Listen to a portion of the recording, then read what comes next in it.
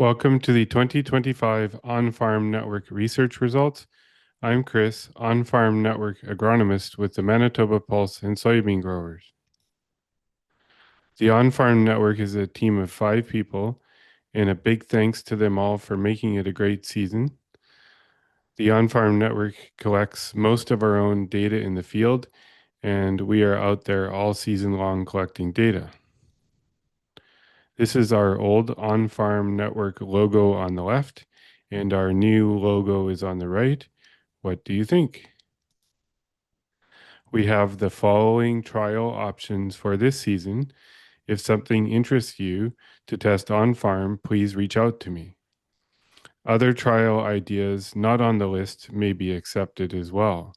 My contact information is on this slide.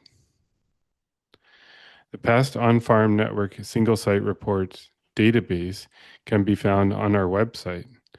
I find it to be quite user-friendly, and you can filter by crop, year, trial type, and significance. Here is an example of a single site report.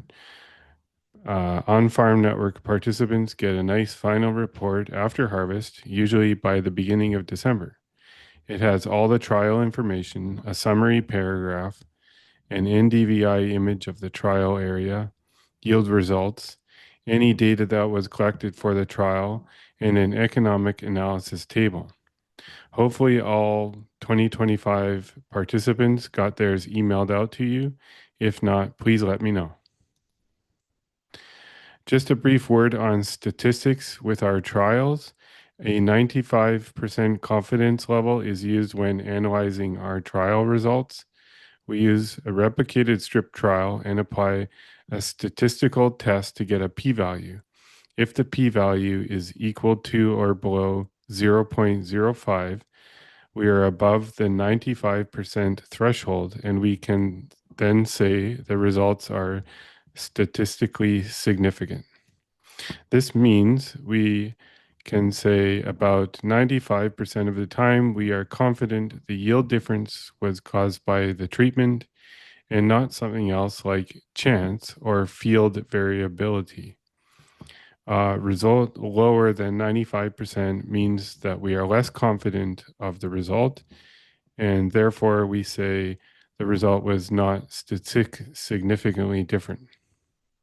For most graphs in these reports, there are usually letters above the bars, a B, and an AB.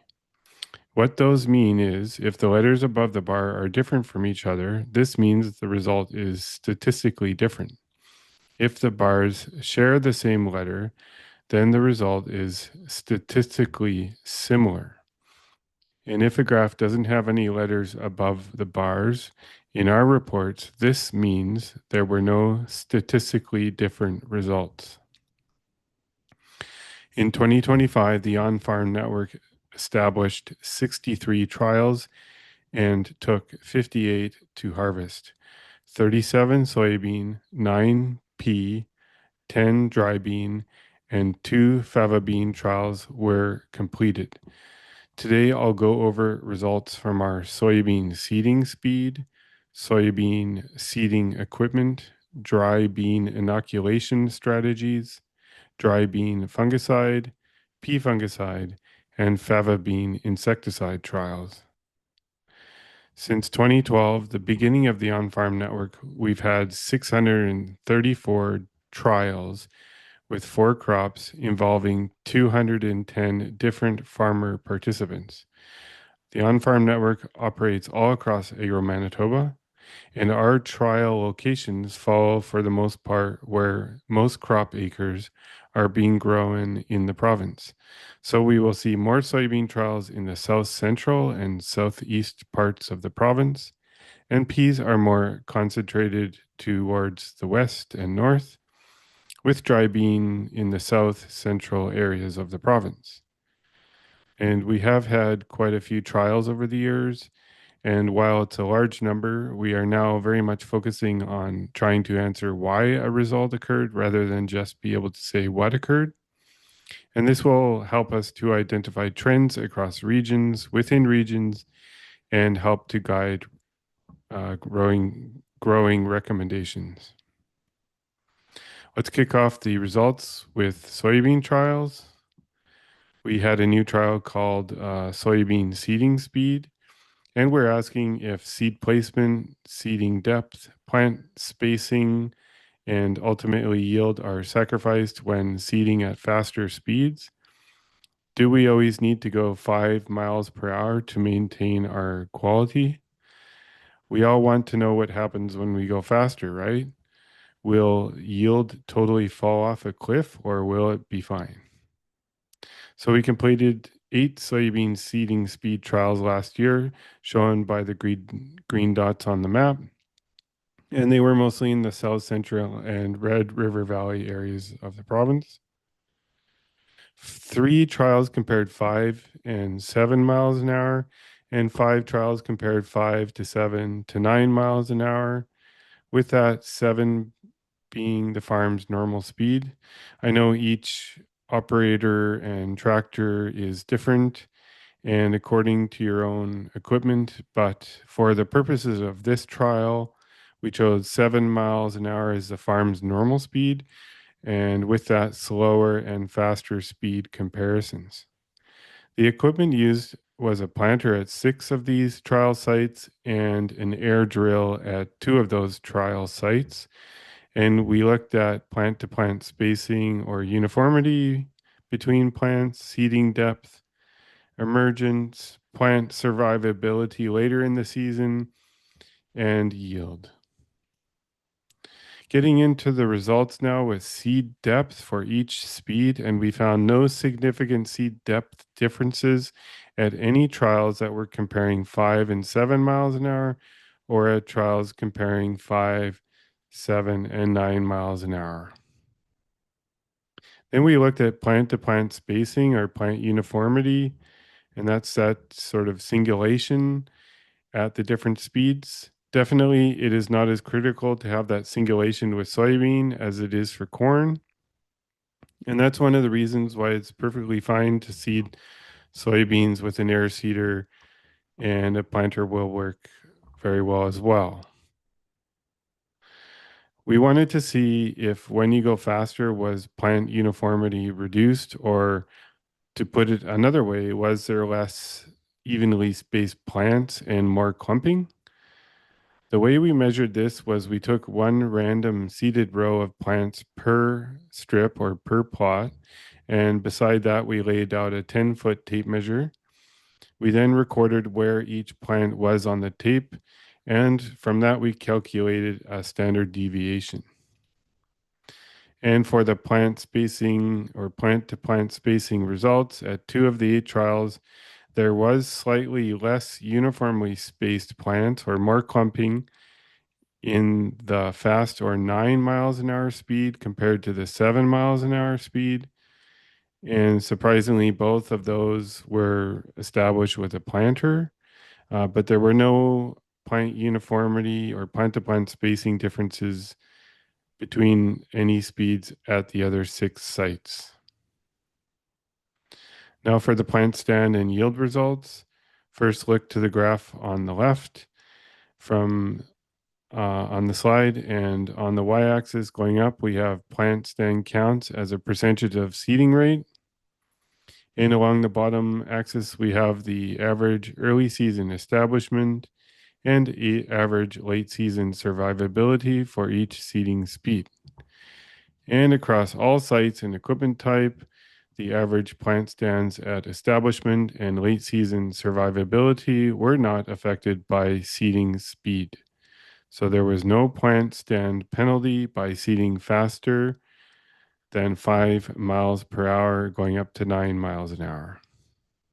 Then looking at the graph on the right is the yield graph, and we found there were no significant yield differences between the different seeding speeds at any sites.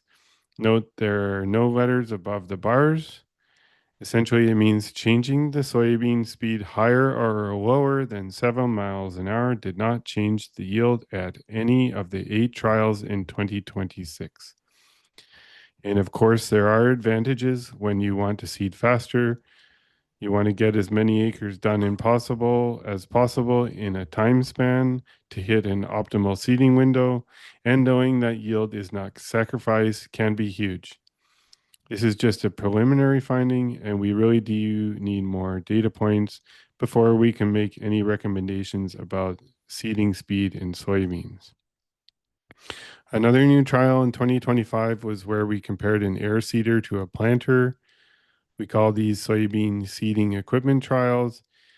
And who would not like to know the yield winner in a head to head contest of an air seeder compared to a planter? So we did compare an air seeder with a 10-inch row spacing to a planter with 30-inch row spacing at two sites in 2025. The air drill was a Bourgault 3820 with disc openers, and the planter was a John Deere 1775.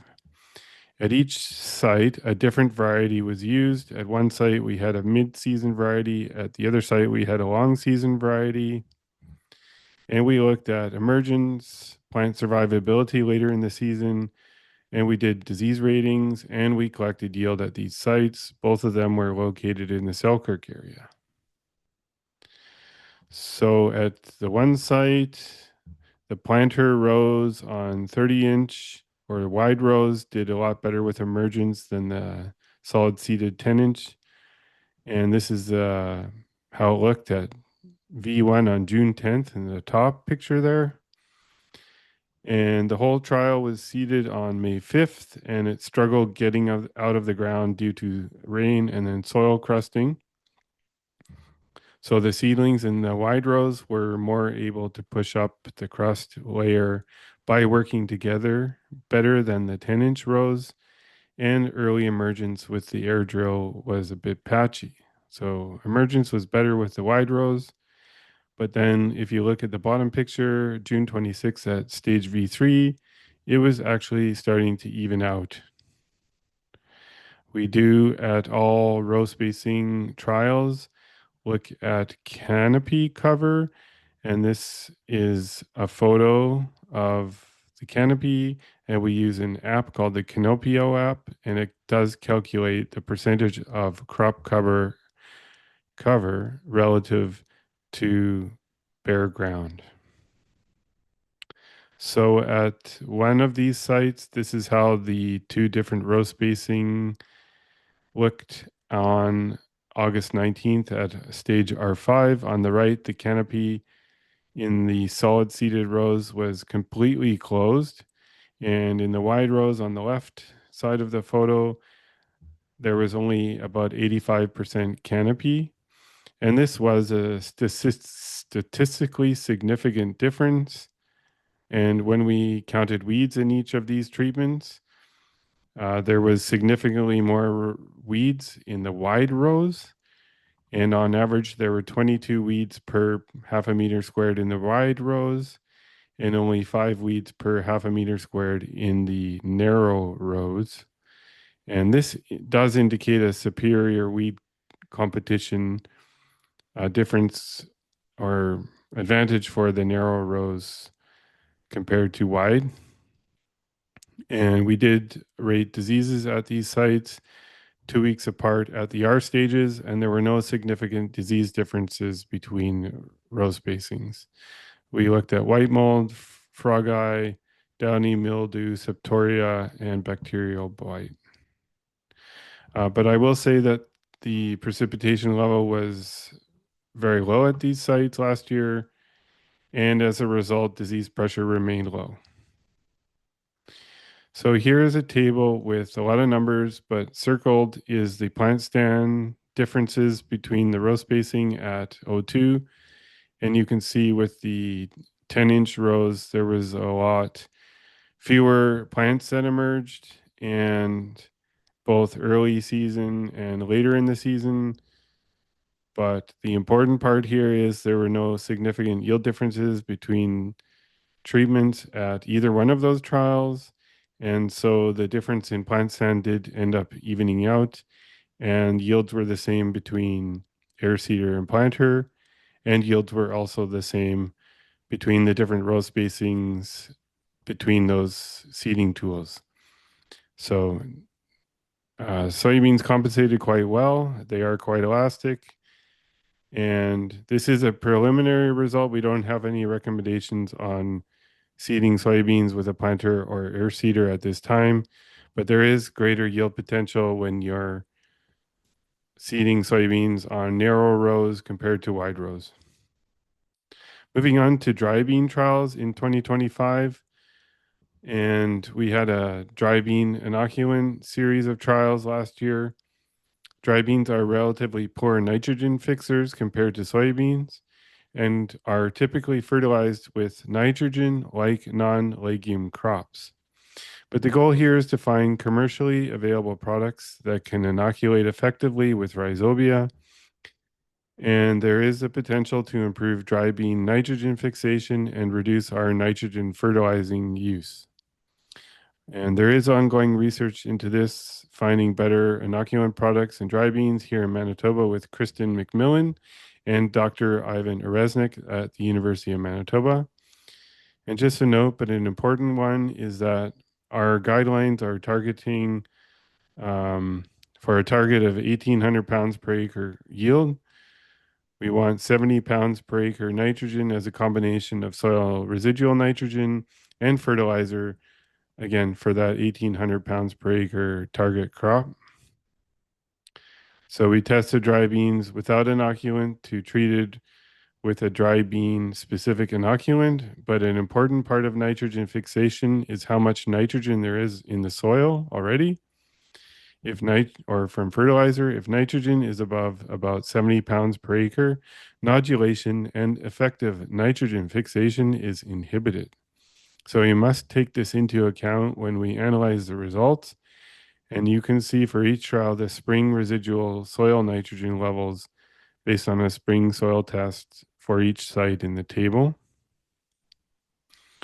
At all of these trials, we aim to test the farm's normal dry bean production practice, which is no inoculant and additional nitrogen fertilizer, compared to an inoculant product and no nitrogen fertilizer. And at all of these trials, inoculants were peat based and applied with the seed. Oh, and at O1, we had no inoculant with 65 pounds per acre nitrogen compared to the product Legume Fix, the inoculant called Legume Fix. At O2, we had no inoculant compared to beans with Legume Fix, but both of those treatments had broadcasted 70 pounds per acre nitrogen. At O3, we had 3 treatments. We had the control of no inoculant, no nitrogen, compared to an inoculant product called Boss Peat. And the third treatment was no inoculant, but with 35 pounds per acre nitrogen fertilizer.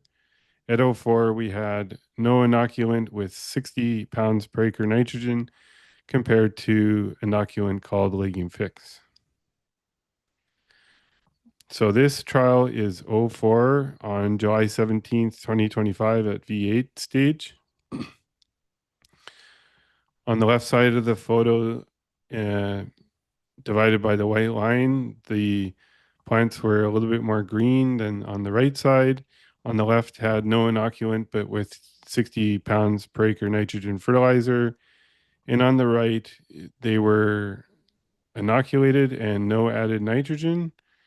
Plant greenness doesn't always correlate into yield, especially when with an N-fixing legume, and the plants that are inoculated and had no nitrogen added yielded the same as plants fertilized with nitrogen. So the color did actually even out between the treatments around flowering time. So when we counted the number of nodules for each treatment, we found significant nodule differences between treatments at each one of these trial sites. But there was certainly no clear pattern. And with the arrows at O1 and O4, The inoculated strips had significantly more nodules than the non-inoculated strips. And great, that's not unexpected that there were more nodules on plants with inoculant compared to those without. But then the opposite occurred at the other two sites. At O2, the known non-inoculated strips had significantly more nodules than the inoculated strips. Not expected. At O3, the with nitrogen non-inoculated strips had significantly more nodules than the inoculated strips and had the same number of nodules as the untreated control. And that's not expected. Again, only speculating here, but the reason for this could have been that native soil rhizobia were out competing the rhizobia that were introduced from the inoculant products. And at O4, we did a plant tissue test for nitrogen. There were no differences between treatments, and fall soil nitrogen had no differences between treatments either. But the only significant yield difference occurred at O3, where the nitrogen fertilized and non-inoculated beans yielded significantly more than the untreated control, and the inoculated without nitrogen. And as a result of the higher yield, significantly higher yield, profit was increased per acre as a result. So in summary, at one site, O3, this site had low soil test nitrogen of 16 pounds per acre.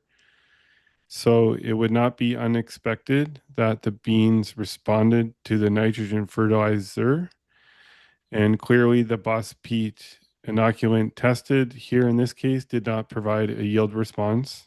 At O1 and O4, inoculation performed the same as nitrogen fertilizer, which has potential cost savings in that one could reduce nitrogen fertilizing rates.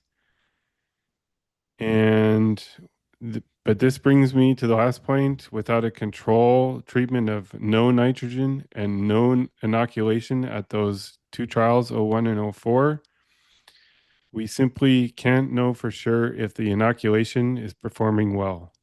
We know that the beans respond to nitrogen, but we also have seen that adding little to no nitrogen can also provide a decent yield.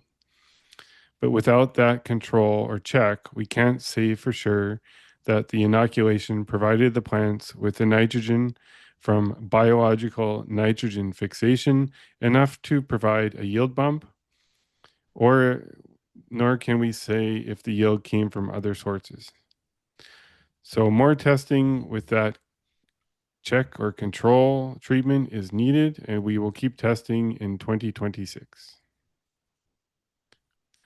So with 9 dry bean inoculant trials all time, only one was significant and economic, and that was the one I just mentioned in 2025. But it wasn't the inoculated treatment that was the winner. It was the added fertilized strips without inoculant held last year. As for long-term dry bean inoculation results, yield, it's hard to tease out potential return on investment of inoculant versus nitrogen fertilizer at this point, and more testing is definitely required once more products become available. So yield has not been increased with inoculant products tested on farm to date. That's the inoculant strips for fertilized did work at one site out of 9, and the cost of inoculants are running around $3.50 to $9 per acre. And we have tested Boss Peat, Legume Fix, Active Thrive, and Active Fuel. So moving on to dry bean fungicide, what is the effect of a single foliar fungicide application on white mold yield And did it provide a return on investment? We had two trials, both in the RM of Rhineland last year and at Fungicide 01, we had the treatments untreated versus Proline Gold versus Proline Gold plus a biofungicide called Serenade Opti. So three treatments, and that was a tank mix. The Proline Gold and Serenade was a tank mix.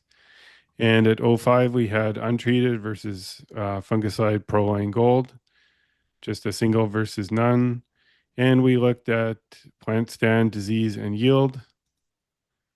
And the plants were all applied, or the fungicide products were all applied at the pin pod stage at R2. That's the beginning of flowering. And at both of those sites, we did have lower than normal rainfall in June and much higher than average rainfall in July.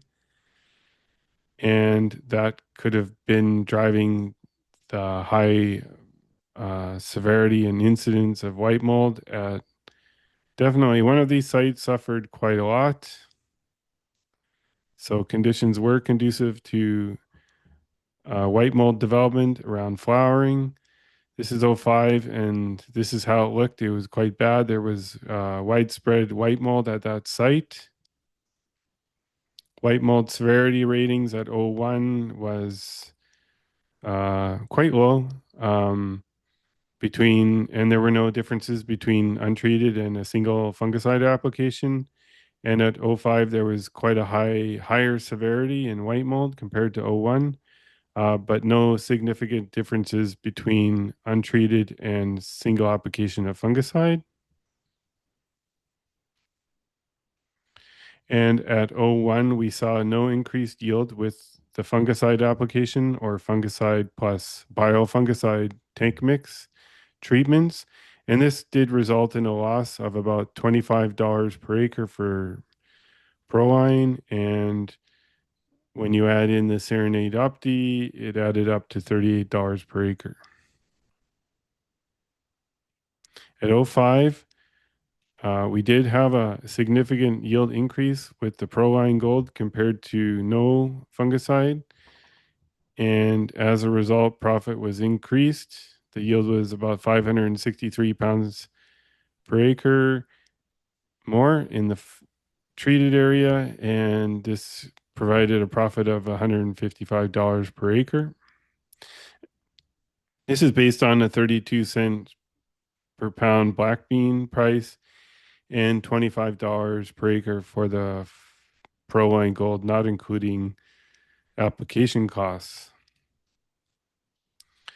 So on-farm network trial summaries for dry bean fungicide, single versus none. Since 2016, we've had 22 trials. And here are the long-term white mold ratings at those 22 sites. On the y-axis going up on the graph, we have the percentage of plants with white mold, also known as incidence, and the individual trials are along the bottom. And bar pairs show white mold incidence for both the single fungicide and the untreated. And at two of three sites where there was a yield increase with a fungicide application, shown by the red orange circles, we found no white mold in our ratings. And this is an example of how in low risk years with a low disease incidence, we still saw a yield difference with the fungicide. It is, however, possible that white mold showed up after we went to do our ratings. And at '05 on the right, there was a lot more white mold, but no differences in ratings between treated and untreated.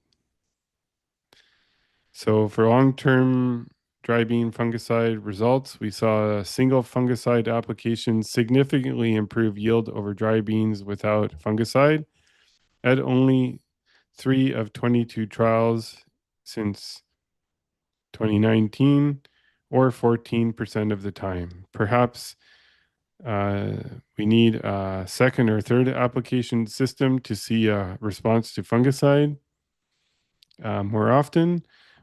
But then with the additional costs of the application, this may not provide a return on investment. And one thing that you can do as a producer is always use the fungicide decision worksheet for white mold.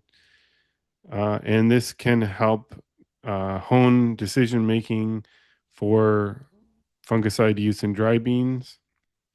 It is a nice tool.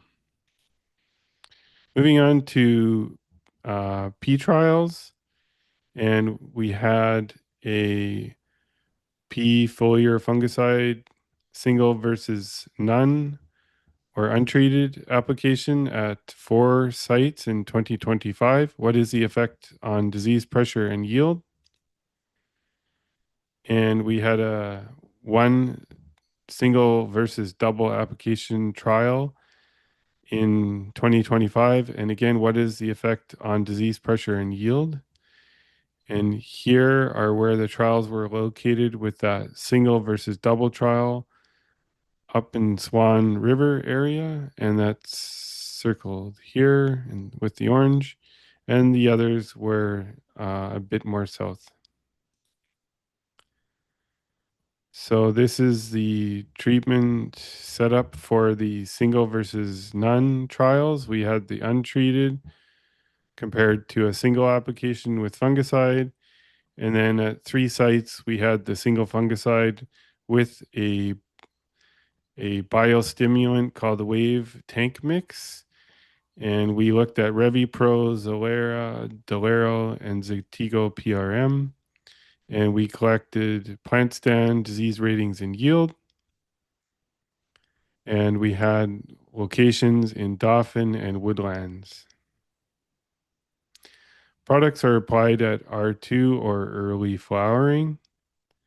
And then for the double versus single trial, we had a single application of Delero compared to a double application at Delero made about, well, the first application was at R2 and the second application is 7 to 10 days later at R3. Again, we looked at plant stand disease and yield, and this trial was in Swan River.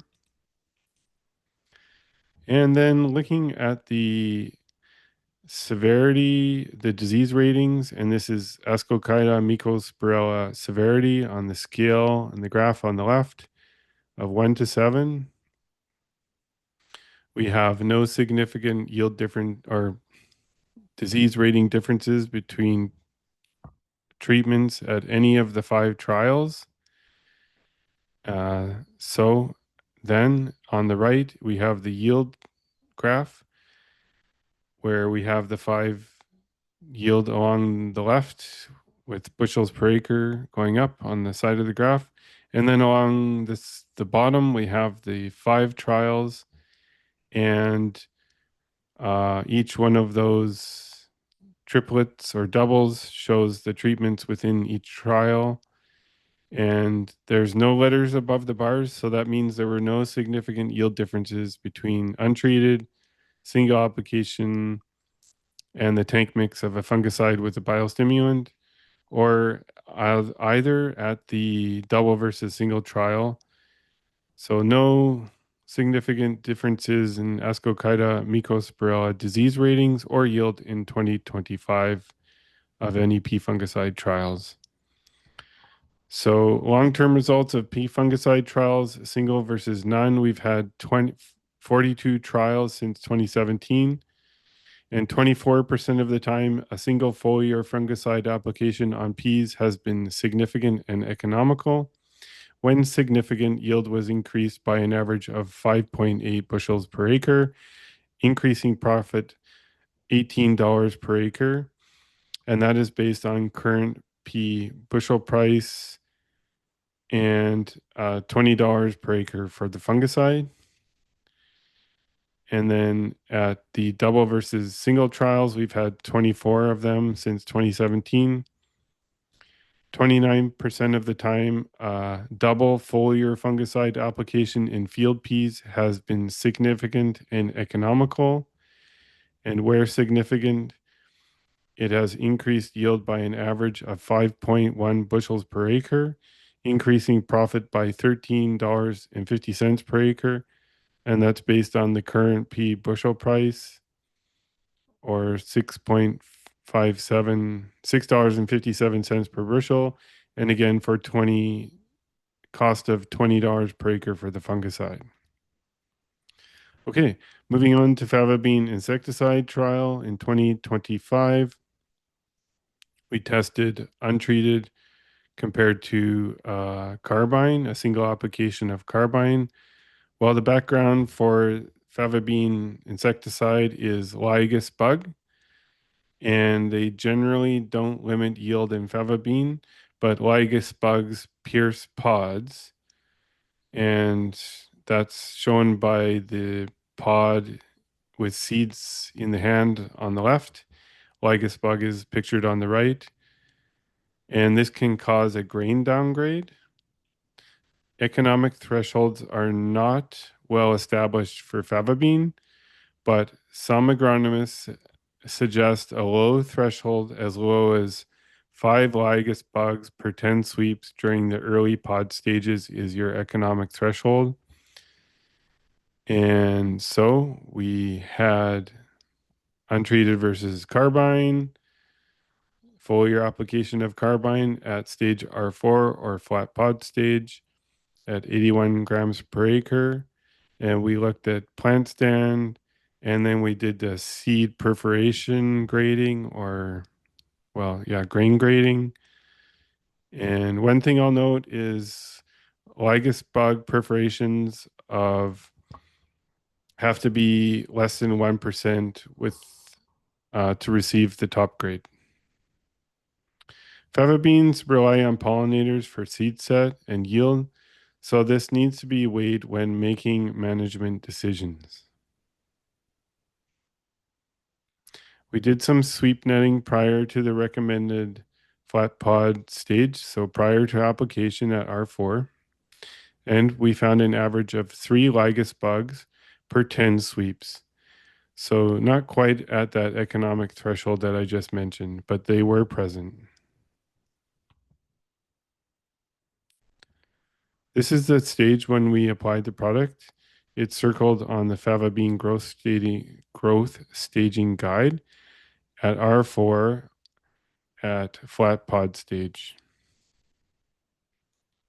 This is how the trial was laid out.